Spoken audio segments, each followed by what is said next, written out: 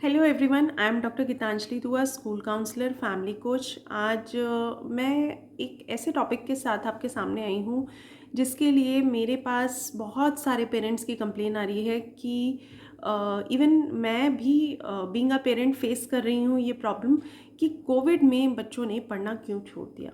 बच्चे बिल्कुल नहीं पढ़ना चाहते हैं, राइटिंग हैबिट्स ख़त्म हो चुकी हैं, बच्चे लिखना नहीं चाहते हैं।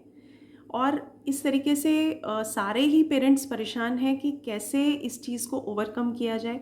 कोविड के टाइम में कोई भी बच्चा पढ़ना नहीं चाहता है। दूसरा, उनको जो ये ऑब्जेक्टिव और एमसीक्यूज़ के ऑप्शंस मिल रहे हैं उससे वो और ही उनके अंदर लिथार्जी बढ़ती जा रही है, लेज़ीनेस बढ़ता जा रहा है। तो कहीं ना कहीं अगर आप भी एज अ पेरेंट परेशान हैं कि कोविड के टाइम में बच्चे नहीं पढ़ रहे हैं, तो इस वीडियो को ध्यान से सुनिएगा।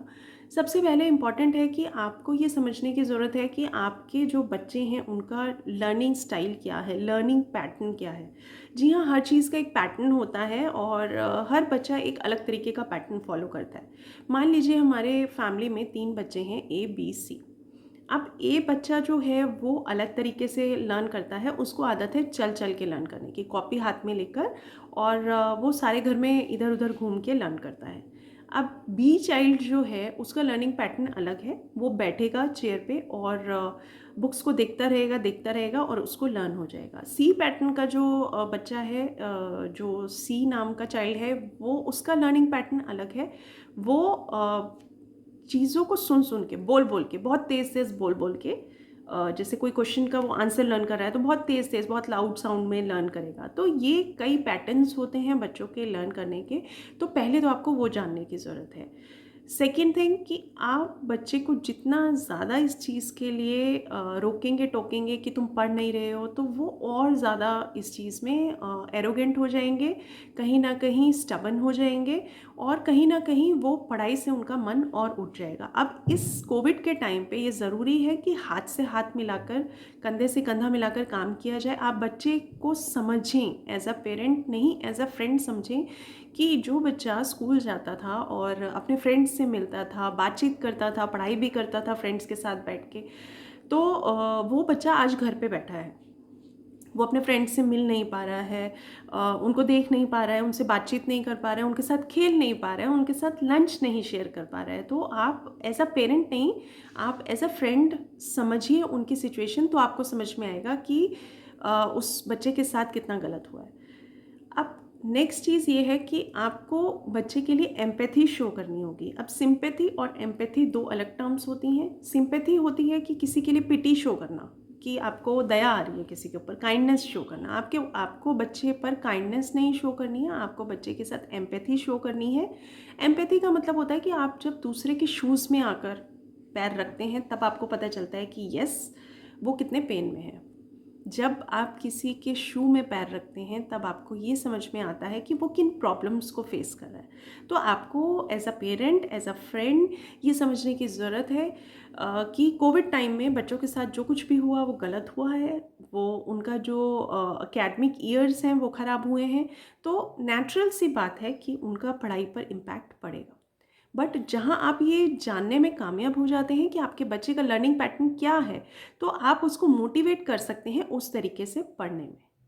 नेक्स्ट इम्पॉर्टेंट थिंग इज़ कि अगर मैं आपसे ये कहूँ कि आप फॉर एग्ज़ाम्पल 40 इयर्स के हैं और मैं आपको कहूँ कि 80 इयर्स, 90 इयर्स के लोगों की एक कंपनी है, आपको उसमें जाकर काम करना है, सुबह जाना है, रात को आना है, तो आई एम श्योर आप बहुत ज़्यादा टाइम तक वहाँ पर काम नहीं कर पाएंगे। रीज़न यही है कि आप भी अपने पीयर ग्रुप के साथ काम करना पसंद करेंगे, आप अपने एज ग्रुप के लोगों के साथ काम करना पसंद करेंगे। वहीं बच्चे के साथ भी यही हो रहा है कि बच्चा जो है वो कहीं न कहीं अपनी एज ग्रुप के लोगों के साथ रहना चाहता है, उनके साथ पढ़ाई करना चाहता है, उनके साथ खेलना चाहता है, लेकिन उसको वो अपॉर्च्युनिटी नहीं मिल पा रही है और वो कहीं न कहीं घर में कैद होकर रह गया है। तो आपको ये चीज़ समझने की ज़रूरत है कि ये बच्चे के साथ बहुत गलत हुआ है। तो अब आप एज़ अ पेरेंट उसका हेल्पिंग हैंड कैसे बन सकते हैं? तो इम्पॉर्टेंट है कि आप उसका एनर्जी पैटर्न, लर्निंग पैटर्न जानिए, उसकी एनर्जी को उसी तरीके से डाइवर्ट कर दीजिए। फॉर एग्जांपल आपके बच्चे को चल चल के पढ़ने की आदत है, तो उसको अलाउ कीजिए। बजाय उसके कि आप उसको टोकें कि क्या एक जगह से दूसरी जगह चलते रहते हो, बैठ के टिक के नहीं पढ़ सकते हो, चलने से एनर्जी ख़राब होती है। नहीं, हर किसी का अपना पैटर्न होता है। अब एक फ़ीमेल है घर में, वो खाना बनाती है, उसका आलू की सब्ज़ी बनाने का तरीका अलग है, दूसरी फ़ीमेल का आलू की सब्ज़ी बनाने का अलग तरीका है। तो आपको भी समझने की ज़रूरत है कि हर इंडिविजुअल बच्चा अपना एक अलग ट्रेट कैरी करता है पर्सनैलिटी का। तो वो समझना बहुत ज़रूरी है। जहाँ आप ये चीज़ें समझने लगेंगे, आप बच्चे को एम्पैथाइज़ करने लगेंगे, तो आपको समझ में आने लगेगा कि बच्चे के साथ भी गलत चीज़ें हुई हैं कोविड में, वो एक्सप्लोर नहीं कर पाया अपने वो ईयर्स जो उसको स्कूल में एक्सप्लोर करने थे। तो अब अगर आप ये सब चीज़ें समझ जाएँगे, तो आपको रीज़न पता चल जाएगा कि कोविड के टाइम पे बच्चों ने पढ़ाई करना क्यों छोड़ दिया है। अब बात रही राइटिंग की, तो राइटिंग के लिए आप उसको मोटिवेट कर सकते हैं कि अ, आगे आप उसको ये समझा सकते हैं कि आने वाले टाइम में स्कूल ओपन होने ही वाले हैं, और जब स्कूल्स पूरे तरीके से ओपन हो जाएँगे, तो उनको कहीं न कहीं लिखना पड़ेगा। आई एम श्योर जब आप बच्चे के साथ कोऑपरेट करेंगे, उसका हेल्पिंग हैंड बनेंगे, उसके एनर्जी चैनल्स को अंडरस्टैंड करने लगेंगे, तो कहीं न कहीं बच्चा भी अंडरस्टैंड करने लगेगा कि हाँ, मेरे पेरेंट्स मेरे साथ कोप अप कर रहे हैं, मुझे समझ रहे हैं एज़ अ फ्रेंड, तो मुझे भी उनकी एक बात तो एटलीस्ट मान लेनी चाहिए। तो आई एम श्योर वो राइटिंग पर फोकस करने लगेगा। आप उसको डाँट कर नहीं, रोक-टोक कर नहीं, प्यार से उसको समझाइए कि ये राइटिंग जब तक वो अपने स्टडी ईयर्स कंप्लीट करेगा, ये हमेशा उसके साथ रहनी है, और ये उसकी कहीं न कहीं आइडेंटिफ़िकेशन है। राइटिंग एक बच्चे की आइडेंटिफ़िकेशन है कि पुअर राइटिंग है, गुड राइटिंग है। तो आप ये चीज़ें उसको किसी तरीके से पोलाइट वे में समझाइए। आई एम श्योर बच्चा आपकी बात को समझेगा।